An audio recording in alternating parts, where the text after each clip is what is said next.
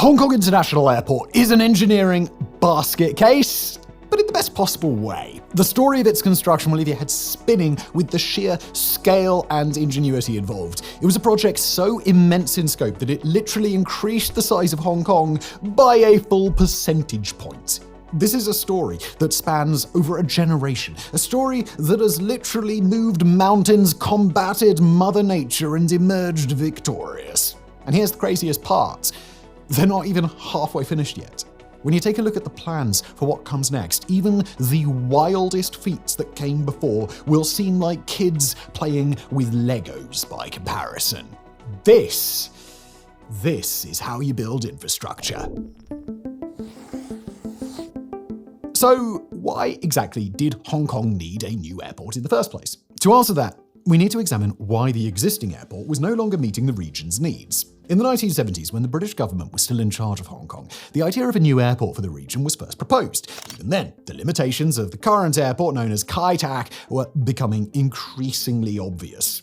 You see, Hong Kong is a densely populated place, and HKIA, an inner-city airport built way back in 1925, had only a single runway with no room to expand as the city gradually grew around it. And that was really starting to affect Hong Kong. HKIA was located very close to the area known as Kowloon, once home to the world's most densely populated neighborhood, the infamous Walled City.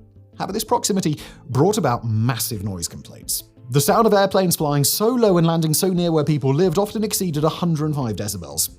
This constant noise, day in and day out, disrupted the lives of the 340,000 people living in the vicinity of HKIA. This immense noise pollution also curtailed the airport's operational capabilities. It forced restrictions on when planes could land, as doing so during quiet hours would literally wake up over 250,000 people. Hong Kong, which functions as a major hub for Asia, sits within a 5-hour flight of more than half of the world's population.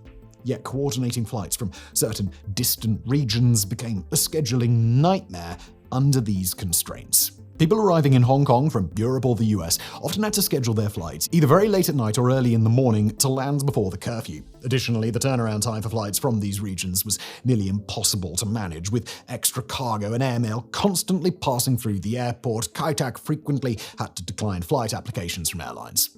The airport simply didn't have enough capacity, costing Hong Kong up to 2.5 million passengers a year by the late 1980s. Given that flights at the time cost hundreds, if not thousands of dollars each, both the airport and the city were missing out on potentially hundreds of millions of dollars in revenue every year. To add insult to injury, flying into Hong Kong was extremely dangerous. Landing at HKIA required pilots to execute a sharp right turn over densely populated Kowloon. The aircraft would often exit the turn at an altitude as low as 43 meters above ground level in order to line up with the runway. The demanding maneuver became known among pilots as the Hong Kong turn. For passengers, however, the experience was more accurately described as the HKIA heart attack. I mean, if you look at pictures from the time, would you really want to be on that plane? I doubt it. The risk was such that it could easily have resulted in a fatal accident. In November 1993, China Air Flight 605, a Boeing 747 carrying almost 400 passengers, overran the runway and toppled into Kowloon Bay while attempting to land in heavy winds. Miraculously, only minor injuries were reported, but in 1988, China Flight 301 wasn't so lucky. It crashed, causing the deaths of 6 people. If something hadn't been done soon, it would have only been a matter of time before a jumbo jet met the most densely populated place on Earth. Just before we continue, have you ever thought about how to rebuild civilization from scratch? No?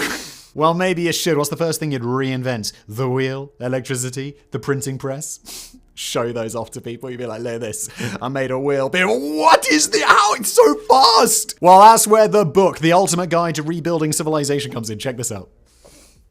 This thing is an absolute beast. This arrived by the FedEx man, and the people who made this, who sponsored this, they were like, we're going to send you the book. And I'm like, okay, cool, 400 pages. I was expecting like a novel-sized thing. Nope. This thing is massive. And look, this isn't your typical history book. I really feel like if I was going to make a book, like a book for my channels or whatever, this is what I'd make. It's just dope. You open it to any page. Oh, this is what I'd like. How to make wine. Is that, forget the wheel, forget electricity and the printing press. That's what I want. A fine beverage that warms the body and heals the soul, although every drop of wine is made from fermented grape juice. Not just any grape is worthy of becoming a wine, you goddamn right. So not only that, you'll be making good wine. I'll open this at a random page. It will have a beautiful illustration. I'll open it at another random page. It will have a beautiful illustration. It's full of cool information and beautiful illustrations, 400 pages of it. I look forward to taking this home and showing it to my kids, even though they won't understand it. But they'll like looking at the pictures. Look, this isn't your typical history book. It's 400 pages. It's like a beautifully illustrated, look at fridge, how to make a fridge. It's really cool. It's beautifully illustrated. I'm way off the talking points. And a heat pump? You're making an energy efficient fridge. Wait, are all fridges run off heat pumps? I've had this sitting by my desk for like the last couple of weeks, and I'll just pick it up and I'll just open it to a random page. In fact, I've looked at this mining page before. And there's always something interesting. It's a mix between engineering blueprints and medieval art, except way cooler. This was a Kickstarter project originally, raised $3.2 million. And it did that because it's awesome. Then it became a bestseller, so that's cool. High quality handmade illustrations, clever paper engineering. This is a book that is just a bit special. So use the link in the description below. Use my code MEGAPROJECT10 for a discount. Go grab the book. You won't regret it. You just have this sitting by your desk for ages. And you'll just enjoy diving into it. I promise it's great. And now back to today's video. The decision to build a new Hong Kong airport had already been approved by Hong Kong's then governor, Sir David Wilson, in 1989. However, the crashes underscored exactly why a new airport was essential. Economically, for efficiency, for safety, for the future, and even for everyone's sensitive heart conditions, the replacement just had to be made. And something entirely new needed to take its place. And, well, what a replacement it turned out to be. The complexity, expense, and sheer scale of replacing Hong Kong's only airport might be one of the most underreported megaprojects in modern history. The more you learn about it, the more you realize it was a masterclass in infrastructure. The project got off the grounds when the Chinese and British governments signed a Memorandum of Understanding, a strategic move considering that Hong Kong was slated to return to China in 1997. This venture combined the very best of each nation's strengths. For the British, it was about forward-thinking, sensible, and meticulously planned infrastructure that would stand the test of time while maximizing every dollar of the budget. For China, the focus was on achieving sheer scale, managing significant expenses, enhancing connectivity, and implementing transformative changes to attain their desired outcome. The entire project cost around $15 billion, and while that might seem exorbitant for an airport, once you see what was accomplished with those $15 billion, you'll be astonished at how cost-effective it actually was. In fact, only roughly $5 billion was actually spent on building the airport itself. The remaining $10 billion was allocated to the infrastructure needed to connect it to the rest of Hong Kong. So, where was it built? Well, aware of the limitations of Kai Tak, the engineers wanted to avoid a future scenario in which the airport would be hemmed in by the city, leaving no room for expansion. Just outside of Hong Kong lay a small island called Lantau, and off the coast of Lantau was another island called Chek Lap Kok. Remote, with little existing infrastructure, yet offering great potential for connectivity to the city, it seemed ideal. Well, almost ideal. There was just one minor issue. The island wasn't big enough, and it was hilly, rising to about 100 meters above sea level. So, the engineers devised a plan, and to paraphrase the great philosopher Patrick Starr, they essentially took the land and moved it somewhere else. They took Chek Lap Kok and leveled it using the might of Chinese infrastructure and the precision of British planning. They removed the island's top and repurposed hundreds of millions of cubic meters of material to dredge the water and reclaim land from the sea. As a result, Chek Lap Kok now sits just 7 meters above sea level, perfectly flat and ideal for an airport. But you need to understand the sheer scale of what we're talking about here. The island itself was expanded to 4 times its original size. By the time the work was complete, they had reclaimed so much land that Hong Kong's reported territory grew by 1%. Nearly 12.5 square kilometers of new land were added, the very foundation on which the airport would be built. Now, this level of reclamation is rivaled only by the man-made islands in the Middle East. It was an astonishing feat of engineering. Looking ahead, a considerable portion of the material was used to build massive seawalls stretching right out into the ocean. These walls were designed to curb the influence of incoming tides and prevent the island from being eroded. In fact, another small island called Lam Chau was completely enveloped by the reclaimed land. And that was just the beginning. They still had to construct all the necessary infrastructure to support the airport once it was operational, in addition to building the airport itself. For starters, A full port was built to ensure that all the materials and equipment reached where they were needed. Many items had to be delivered by sea, as the island was not yet connected to the mainland. The port alone required the help of 30,000 people working both on and off-site. Additionally, haulage and storage areas were established across the landscape. Slowly, more infrastructure was built to create transit links bridging the over 30-kilometer gap between Chek Lap Kok and Hong Kong proper, a necessity given the land's remoteness compared to the rest of the city. We're talking about high-speed rail networks, kilometers upon kilometers of roads, and even bridges that are engineering marvels in their own right. The Sing Ma Bridge, at about 2,200 meters, is one of the longest suspension bridges ever built, and it is just one of the many structures required to connect the center of Hong Kong to the airport. Another purpose-built suspension bridge was added to the network, along with an entire cross-harbor tunnel.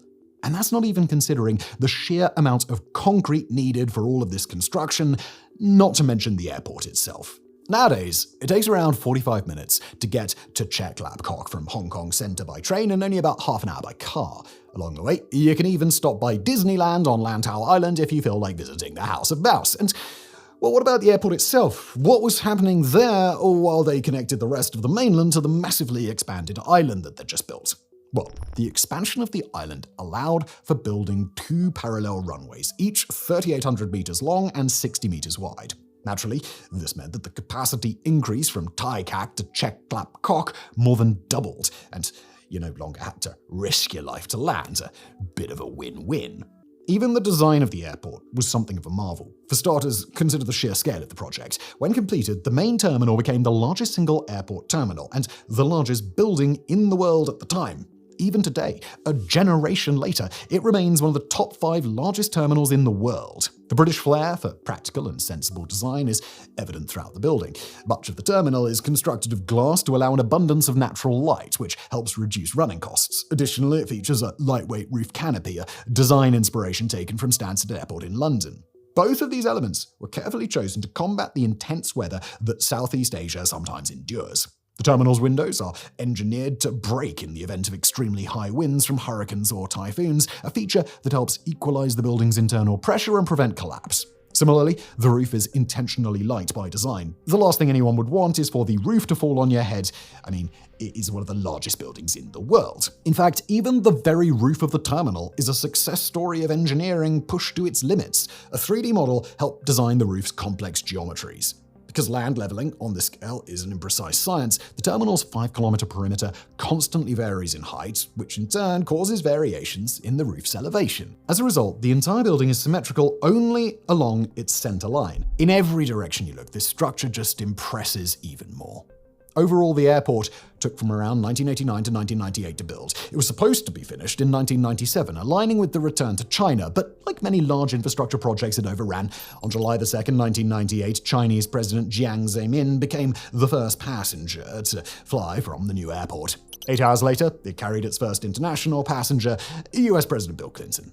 By the 6th, it was ready to receive its first passenger jet. Except this is Hong Kong International Airport, as it would eventually be known. So, you know that the story doesn't end there. A great deal of vital equipment still needed to be transferred from Kai Tak, which was on the verge of closing, to Chek Lap Kok.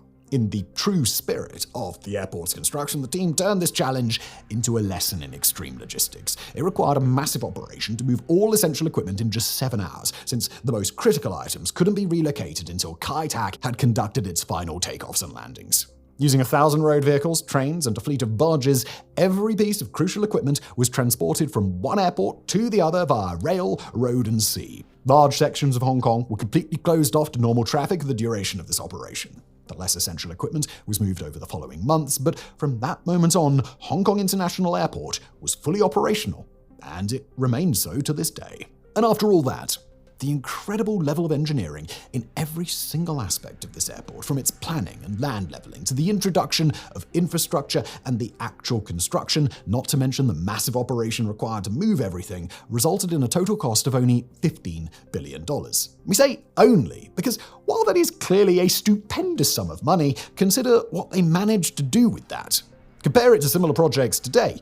The Al Maktoum International Airport in Dubai is set to become one of the world's largest once completed, much like Chek Lap Kok once was, yet it will cost $82 billion. The new Istanbul airport, which replaced its old facility in 2018, cost $22 billion. Heathrow's expansion in London is estimated at $25, and JFK's redevelopment is expected to be around $19. Moreover, many of these upcoming airports already have some existing infrastructure. They won't need to start from scratch as China did, or in many cases, level an entire goddamn mountain. They managed to squeeze every ounce of efficiency out of the project, and the result was simply remarkable for the cost. And many agreed. The airport was voted one of the top 10 construction achievements of the 20th century at the ConExpo Construction Trade Show in 1999. And frankly, we couldn't agree more.